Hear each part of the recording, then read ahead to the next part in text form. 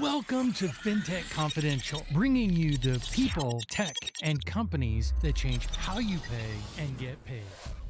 This is a super special episode. What is something that you've not only seen, but you've lived through? My balloon deflated very rapidly when the major program went out of business. OG, you've got to have like some really deep wounds, man. Suddenly, a company that you were hoping would achieve certain things just crashes and burns. I don't need the name.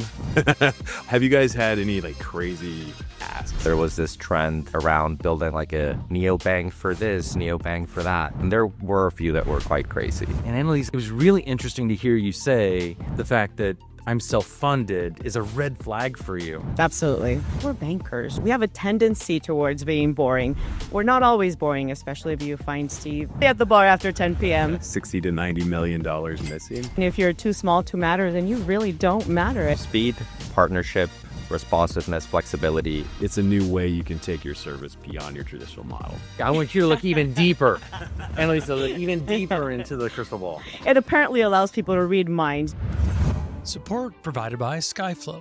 What if you could build fast but not break privacy? What if you could ensure data privacy, governance, and compliance with just a few API calls? What if you could worry less about PCI requirements while actually improving privacy and security? How much more time would your team have to truly innovate? How much faster could you build and ship new features? How much more powerful could your app be? Skyflow is a zero-trust data privacy vault delivered as an API. Skyflow's radically simple design lets you collect, secure, and tokenize personal information like card data and payment details. And with built-in features like encrypted data analysis and sharing, anonymization, and advanced governance, your days of choosing between data security and data usability are over. Whether you're just concerned with PCI compliance or need to go further to include CCPA, GDPR, SOC 2, and beyond, Skyflow has you covered. What if you could build fast but not break privacy? With Skyflow, you can. Visit skyflowsecure.com today to learn how. Welcome to the Vault. This is a super special episode because it is the inaugural episode of Inside the Vault, where you can discover the secrets of fintech banking. We had to kick it off at the biggest fintech show in the world here, Las Vegas, Nevada, Money 2020, 2025 on the Money Pot stage. Because this is the first one, this show is special. We talk about banks and what they're doing inside of fintech. We open up that big, heavy door of the world of banking and show you all the cool and important stuff that's going on inside. And just like a real vault, bank keeps money safe. Our show secures exciting stories and secret banking solutions where we'll chat about how banks work, the new things they're trying, and what they do when things don't go right. Today, we've got a couple fantastic guests with us. I've also got our most recent confidential informant with us, Steve Bishop. Steve, welcome to the show, man. Thank you, Ted. I'm excited to be here. I'm super excited for this episode. Our guests we're about to introduce are some of my favorite people in this space. Their knowledge and experience is really going to resonate with the topics we're wanting to cover. Guests we're about to introduce, just feel free to say anything. It's completely off the record. No one's going to hear this. No one's recording. So let's get really into it. There's no recording, yeah. So, Steve, before we dive into our guests, I want the audience to understand what background you have and why you are the perfect confidential informant for this series. I wonder that myself. No, I've always been around technology and financial services. I've never been a true technologist, but I can talk technology. As I moved in my career, I had the big bank experience, and then I went back to Jack Henry and then went to a community bank, and I built up an embedded finance program there. I've never really considered myself a true banker either, but I can talk banking.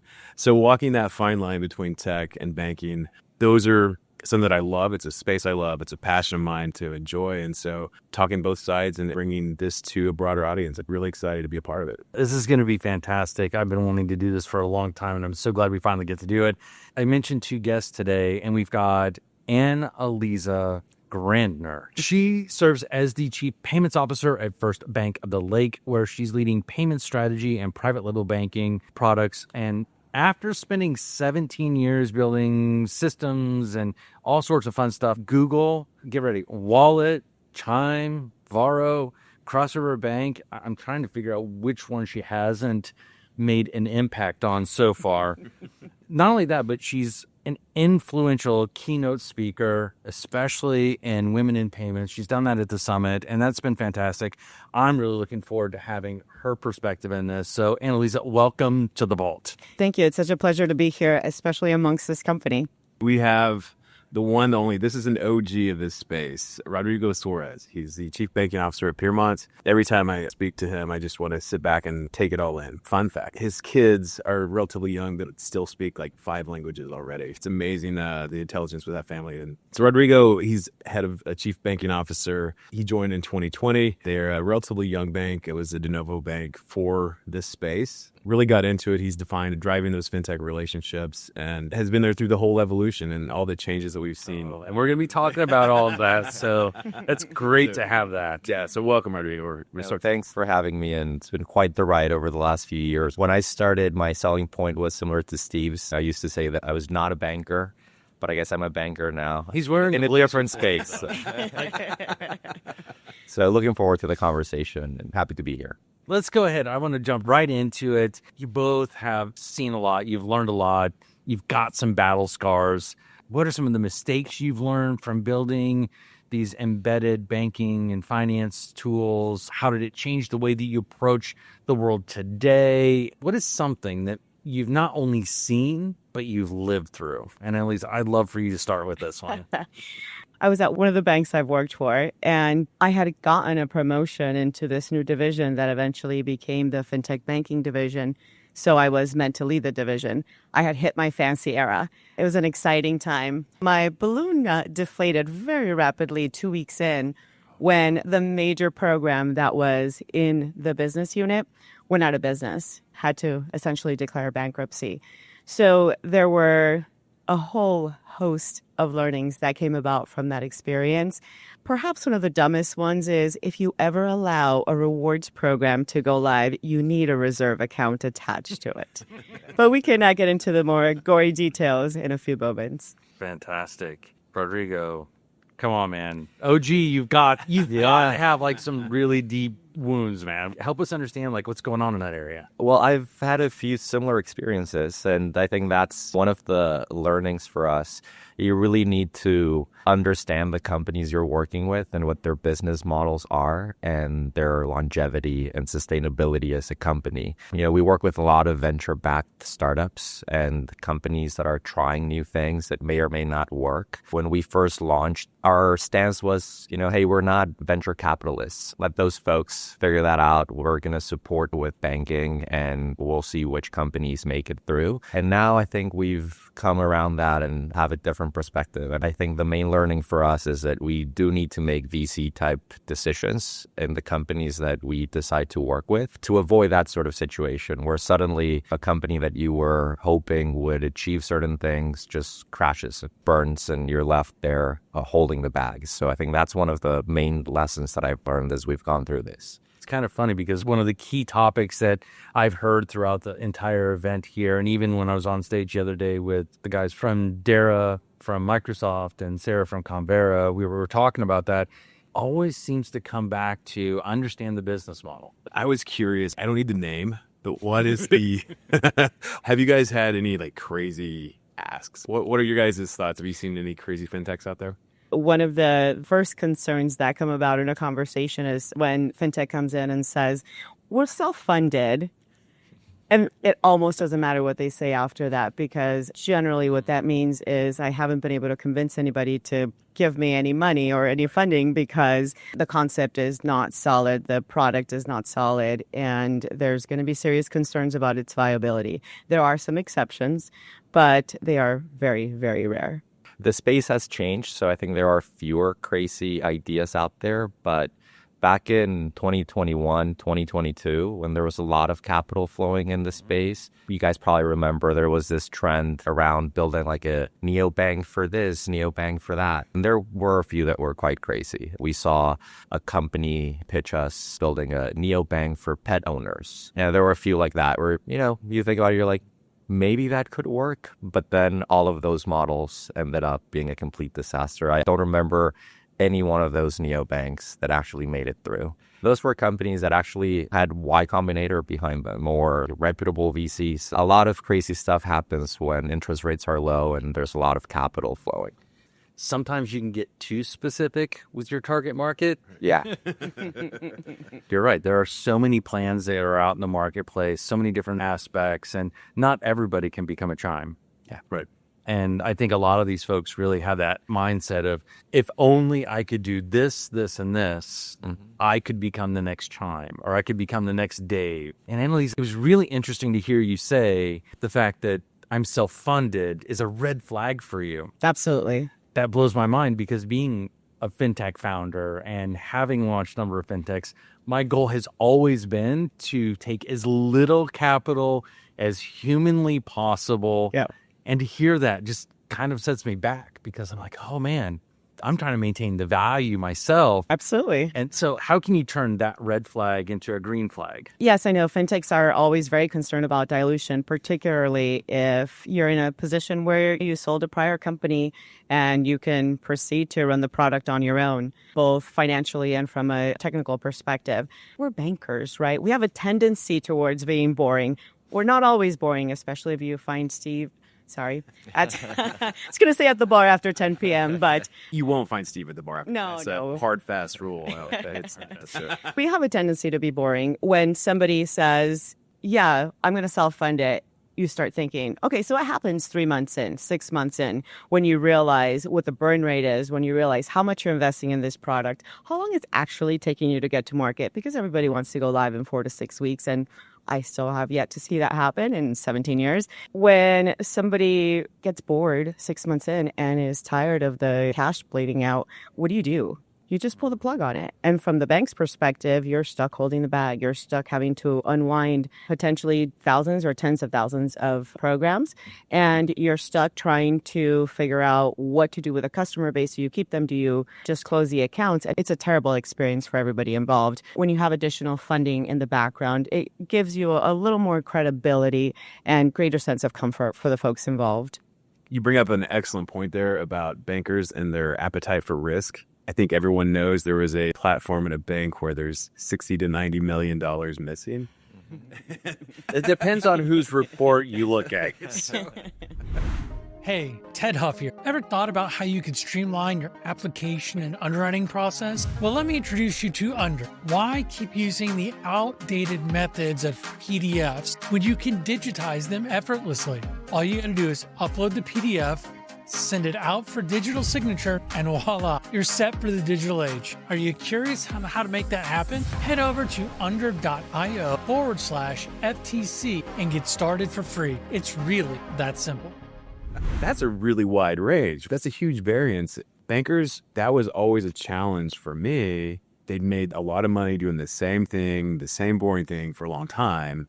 And now there's this new risky thing. How do you approach that? How do you change that narrative if they have funding and if they have a use case that has more than 5 potential customers? I think you need to look at the full picture. I agree. Self-funded companies most of the time are not the right programs to stand up. And there is value in having external investors because it validates the model, it validates the company. The incentive structure, I think, is better aligned with what you want to do from the banking side. But there are ways to look at whether everything makes sense. If you consider, to Steve's point, the business model, if it's self-funded, like, who are the founders, right? If this is someone that already built a very successful company, exited, had a very successful exit, and now is pumping 10 million into this new company, that's different than someone with a PowerPoint and $50,000 in an account. I think you just need to look at everything and see whether you can get behind it. And to your point, there is risk component to this.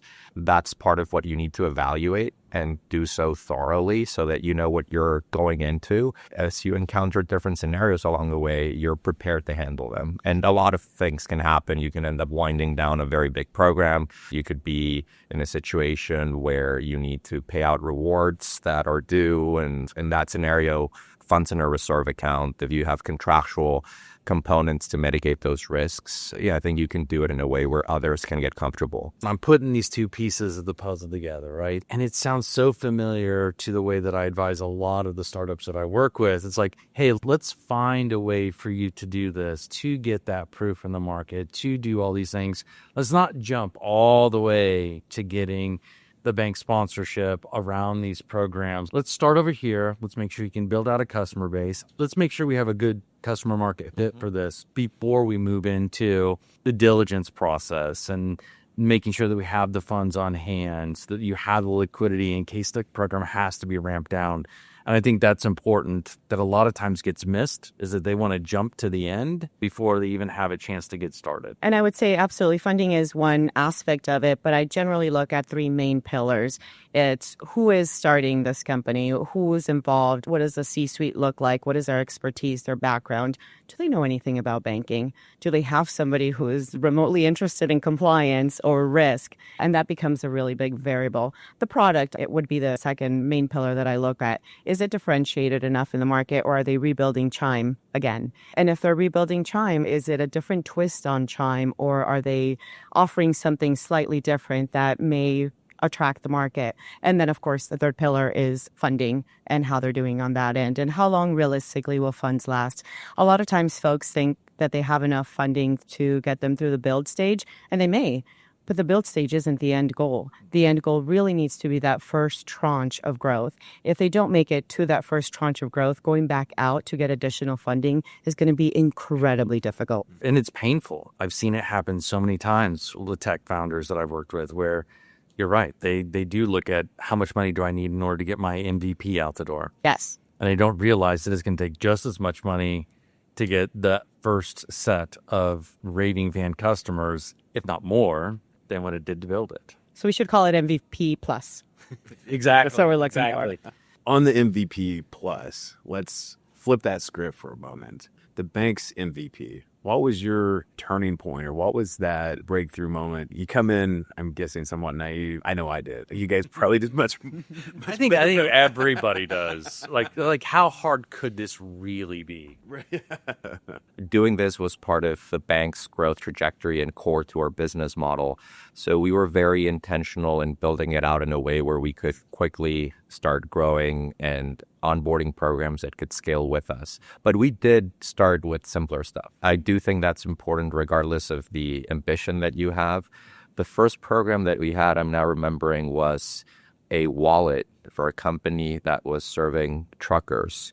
And it only had ACH in, ACH out. So payouts, and then the ability to send the money out to an external account if that's what they were using for their core operating accounts. That was a good way to get started. Fairly straightforward, contained use case, contained user base, simple wasn't features. Either. In that case, you can wait 2, 3, 4 days. You can make sure that the ACH clears. You can make sure that the funds are there. Correct. There's You can look at it. parameters. If we had started with a program that had ACH and wires and check deposits and check issuance and cards and instant funding, that would have been a lot harder for folks to start wrapping their head around. So especially as you think about doing this within an organization where you will need support from risk, from operations, from compliance, et cetera, I think it's important to have an initial program or set of programs that you can understand very well, that are not going to create a lot of complexity where very soon you're just going to be scrambling to figure things out. So progressively getting to that point, I think, matters a lot. Because of how I started in the industry, I had a tendency to be more conservative, not because that's my nature necessarily, but because when you see things blow up right as you walk in the door, every single step you take after that is going to be a lot more thoughtful and a lot more deliberate. What was fascinating is when programs like Simple came about, not only were they pushing the boundaries of what was going on generally in banking, but they're also pushing the banks that they were working with to grow, to accept a different standard, to understand, to get closer to what the consumer needs and what the consumer wants. I do think that that was transformational in the industry. Then you have a number of other programs of a similar nature that followed Simple. Simple then took the trajectory that it did, but I think it absolutely set a standard in the space. We've seen that the space has become very cyclical. So from that initial conservative nature and posture that banks had, especially because when some of these actions were followed by consent orders, you very quickly learn how expensive and how painful mistakes can be. So these banks proceeded with a lot of caution and very deliberately. And then you saw an evolution of the space where everything just became too easy. I think we continue to see and feel the fallout of that easing. I see things coming full circle now. It's back to basics. It's do it right, because you're going to have to do it right at some point, and you may as well not lose $90 million in the process. It may just be 60 million. It might just be 60. It could be less. It could be more. I mean, Rounding error for some. And to your point, it's easy to make a lot of money in this space if you don't do the actual work, right? So it's harder if you're actually doing the work to build this sustainably. You do have to take into account the cost of lookbacks, the cost of civil money penalties, and then the calculation starts looking very clear that it's much better to do it right from the get-go. and then what do you do when it turns into a consent order, and how do you have to manage through that? And like, there's so many things that a lot of times the technical founders don't even think about. To them, they're just trying to figure out how to make some money. Yeah. There are some of these programs in the marketplace that you look at that may be just so crazy that it just might work. Right. Yeah. This space, you never know what that's going to be. And what is the craziest program that you said yes to? I was actually just seeing the CEO from that company that we work with. I'm hoping he doesn't get upset that I think it's a little bit crazy. I would say it's Banker crazy. It's definitely unique. We work with a company that has actually been a great program for us. It's banking and private aviation. So that is... it's super cool program, working with those guys for a while. They have software where they allow brokers, operators in the private aviation space to process payments, purchasing, selling, private charter flights. I think that's maybe the one example that I would give you of something that we said yes to that actually has worked quite well. I would say that the crazy in this space is the boring. I want to build a perfectly boring consumer product that works every single time and offers you rewards. It's not mind-blowing, but that's what's actually really captivating for folks. The program that we're working on now that initially made me hesitate because I just didn't understand that there would be enough demand behind it was a trucking program. So apparently it's still an industry that is underdeveloped from a financial technology perspective. And it's also an industry and a vertical that has a lot of very specific needs. So when you're talking about offering showers as rewards, it made me think twice about how different people's lives are. So we're actually really excited about the launch of this product and potential to expand into this universe. You know, I think that's something that I've found fascinating, learning about these spaces that I didn't even know about. Because the fintech is looking for you as a banker to be their sponsor bank.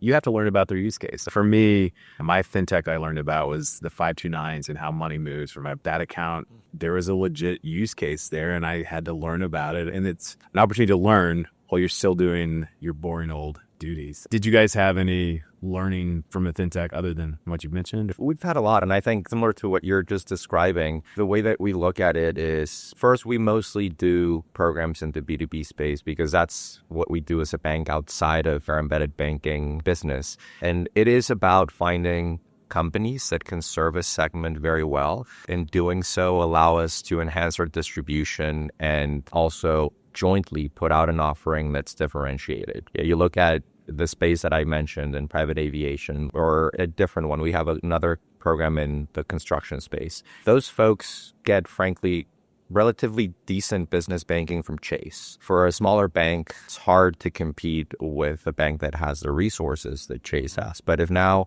you're overlaying a banking product on a vertical SaaS offering that addresses a lot more of the needs that that segment has, you can compete more effectively and actually do something that's much better for the customer. In launching those programs, we have learned that it's a combination of the banking with the additional components within that broader offering that really creates value for those customers. And every segment is very different and very unique in the B2B space. Yes, and I would say that bringing on fintechs that understand that vertical because they've worked in it before, because they have intrinsic knowledge of it, is really one of the keys to success. If they understand the vertical better than you do, then you can leverage their knowledge and their engagement and simply do the back end banking of it, which is potentially the boring part, but it's a great way to continue to expand. I want to dive in to the lightning round. And what I mean by this is short, sweet responses. I want to know if I'm a fintech that's looking at doing a program like this, why should I be looking at a community or a regional bank versus, you mentioned the largest bank in the world? Why should I be looking at this community or regional bank versus the big guy? I mean, they've got all the resources, right? Yes, you're also going to get stuck in due diligence for about 18 to 24 months. And if you're too small to matter, then you really don't matter. And it's going to be hard to get in the door. A community bank is generally going to care about you, about your product, and is going to invest heavily in helping you succeed. Plus, if they're over $10 billion, you're giving up a portion of revenue. So probably the most compelling answer. I completely agree. So speed, partnership, responsiveness, flexibility, those are all things that you're going to get from a bank that's smaller, that focuses on this, where embedded banking is core to what they're doing. At a bigger bank, this is probably something they're experimenting with. It's too big of a business for them to care. Yeah, that's why you don't see a lot of them actually do it in the way that some of the smaller banks do. It's a beautiful thing is it's a new way you can take your service beyond your traditional models. What are your top 3 tips for fintechs? Treat the bank as your partner. If there are things that you cannot share with your partner, that is a huge red flag. And know that it absolutely will come back to bite both of you. It's not a good idea to not be completely open and honest about what's going on. Transparency is important on the business aspect of the program, not just compliance and risk, but also even going to projections. One of the things that I tell everyone is put realistic projections. We're not going to invest $5 million in your Series A. We're going to be your bank partner. So give us something that's realistic, that we can understand or wrap our head around. We don't need to see that your program is going to go to $1 billion in deposits in the next 2 months, but something that we can actually believe and get behind. Compliance is the framework that's going to make your program possible. Cannot be an afterthought. If I'm a bank and I'm like, hey, this sounds really cool and I can have a lot of fun with this, what would you say are the top 3 things you would say for them to think about before diving into the deep end of the pool? I would say don't do it. I would say do not do it unless you're ready to invest. For approximately 2 years, this is truly a startup within a bank. So know that you're going to be losing revenue for approximately 18 to 24 months. If you're not ready to do that, don't go down that path. Do it only if you have all stakeholders behind you. If senior leadership is not fully on board, if your board is not supportive of the initiative, it doesn't make sense. It's a lot of work. There's a lot of complexity. But to your question, it can be a lot of fun as well. Building out the technology, the product infrastructure to do it is incredibly fun and rewarding, but you do need to push through it. You need to be patient. This is not a business where you can just flip the switch and suddenly get a lot of deposits or a lot of fees. You need to go through the ramp-up stages, and you need to do so very intentionally. I would say hire the right people. The space has now been around for a good bit of time, so it's not difficult to find folks that have a depth of experience. And if you can get specialists in a number of different areas, so not just your product lead, but also your AML officer. Do they understand how fintech works, and do they intrinsically know how to function within that space? So hire the right people. We're in my favorite part of every episode. And you guys probably noticed I pulled out my fun little crystal ball here. So what I ask every episode, I'm going to start with you. So I want you to look deep into the crystal ball. I want you to tell me, what do you see in embedded finance, embedded banking in the next 3 years? What's going to happen? I think there's going to be fewer players, more consolidation in the space, fewer programs, but higher quality programs and more growth in the ecosystem. I want you to look even deeper. Annalisa, look even deeper into the crystal ball. It apparently allows people to read minds, because that's where I was going. Fewer players, absolutely. There's going to be fewer banks in the space. Folks are understanding how challenging the regulatory environment can be and how challenging it is to keep up with the space. The second thing is, I think that we're going to have bigger programs, stronger programs, so more consolidation on the program side as well. I think that the stablecoin movement will really take off. What the Genius Act has provided is a framework for how to do it within a bank. I worked at a place where if there was a stablecoin transaction or if there was any type of transaction in that ecosystem, we would just shut down the account altogether. So to go I'm from still that seeing to that happen today. really That is still happening today. fascinating. Every discussion I've had has at least mentioned a stable coin. So I'm excited to see where that really goes. There's a lot of potential, especially if the banks get on board. Yeah. It is going to be very interesting to see where it goes. And a lot of excitement. I think the use cases are still being figured out. It's going to be a huge impact for this space and in the future. I think the use cases need to be figured out, though. I've asked that question to almost every person I've talked to here. Almost all answers are cross-border payments. So there are going to be more valid use cases, I think, but we're still figuring them out. We've come to the end of our time. I want to thank Steve, first of all, you joining us as our latest confidential informant on this inaugural episode. Thank you so much for putting all this together, getting these great guests here with us today. And thank to both of you for being here and sharing your insights, your stories, your war wounds, your celebrations. I mean, you've shared it all with us today. I love your insights. It's been really helpful and really opened my mind up to some new things. So thank you for joining us. Thank you. This is the most fun I've had at 9 o'clock in the morning at Money 2020. So thank you. Well, folks, that does it for this episode of Inside the Vault by Fintech Confidential. If you got some value or something here just struck a chord with you, go ahead, head over to fintechconfidential.com, sign up for our newsletters, and if you really want to hear the really cool stuff, head over to YouTube and watch it. You can even go to Spotify, Apple Podcasts, anywhere you listen to the podcast, and do that as well. And as always, keep moving forward. As we wrap up today's episode, I've got one last thing for you. If you're in the trenches fighting fraud and financial crime, you know it's a complex battlefield. That's where Hawk's AI tools for real-time payment screening, AML, transaction monitoring, and dynamic customer risk rating come into play.